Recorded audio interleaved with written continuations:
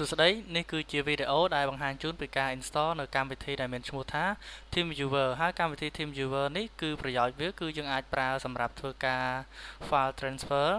អាចធ្វើការ remote desktop អាចធ្វើការ remote support និងធ្វើការ remote នៅ presentation ជាដើមបានហើយជាដំបូងដើម្បីធ្វើការបញ្ចូលបានទីមួយគឺយើងត្រូវមាន file setup វាជាមុនសិនហើយធ្វើម៉េចដើម្បីទទួលបាននៅ file setup នោះបាទអញ្ចឹងជាដំបូងយើងចូលទៅកាន់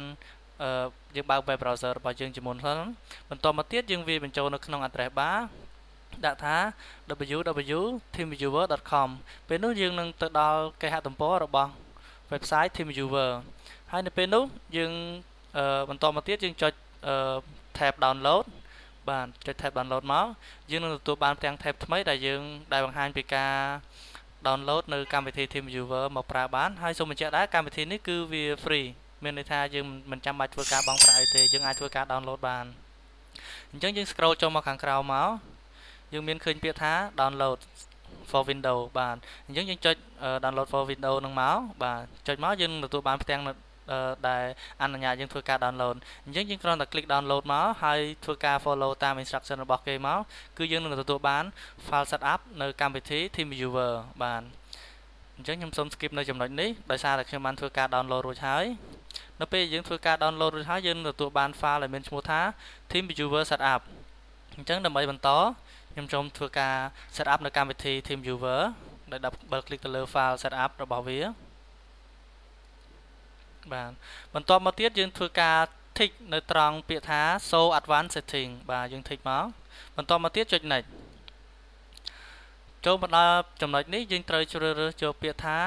personal and non commercial use បាទបន្តមកយើងចុច next ធ្វើការ tick ទាំងពីរប្រអប់បាទបន្តមកទៀតយើងចុច next វាបញ្ចូលនៅ password ដើម្បីការពារការលួចចូលប្រើពីអ្នកដទៃនៅក្នុងនេះជាឧទាហរណ៍ខ្ញុំសូមធ្វើការបញ្ចូលនៅ password របស់ខ្ញុំ12345បាទអញ្ចឹងយើងចុច next ដើម្បីបន្តនៅត្រង់ចំណុចនេះគឺយើងមិនចាំបាច់ធ្វើការ tick ទេសូមចុច next បន្តបាទ next next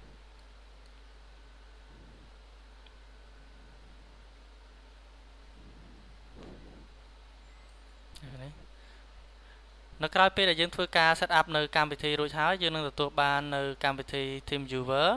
ហើយនៅពេល set up គឺវាធ្វើការ load នៅកម្មវិធីនោះដោយស្វ័យប្រវត្តិហើយអ្វីដែលខ្ញុំចង់បង្ហាញអ្នកទាំងអស់គ្នាឲ្យស្គាល់នោះគឺទី1គឺ ID ហើយនិង password ប៉ុន្តែសូមបញ្ជាក់ផងដែរគឺថាកម្មវិធីនេះគឺពឹងផ្អែកទៅលើអ៊ីនធឺណិតអញ្ចឹងមានន័យថាលុះណាតែកុំព្យូទ័ររបស់យើងត្រូវភ្ជាប់ទៅកាន់អ៊ីនធឺណិតទើបយើងទទួលបាននៅ ID ក៏ដូចជា password ហើយ ID និង password នេះគឺវាមានប្រយោជន៍សម្រាប់ឲ្យយើងធ្វើការ remote ដោយដែលខ្ញុំបានបង្ហាញអំពីប្រយោជន៍របស់កម្មវិធីនេះដែរគឺយើងអាចធ្វើការ remote support remote desktop ឬក៏យើងអាចធ្វើការផ្លាស់ប្ដូរ file ពីកុំព្យូទ័រមួយទៅកុំព្យូទ័រមួយបាទអញ្ចឹងវាតម្រូវឲ្យអ្នកទាំងអស់គ្នាធ្វើការ note នៅ ID ហើយនិង password ហើយនឹងត្រូវធ្វើការប្រាប់ទៅកុំព្យូទ័រម្ខាងទៀតដែលចង់ធ្វើការ remote មកកាន់កុំព្យូទ័ររបស់យើងក្នុងន័យថាចង់ធ្វើការផ្លាស់ប្ដូរ file ធ្វើការបង្ហាញជាបទបង្ហាញផ្សេងៗដែលយើងអាចធ្វើបាននៅក្នុងកម្មវិធី TeamViewer នេះបាទសូមអរគុណ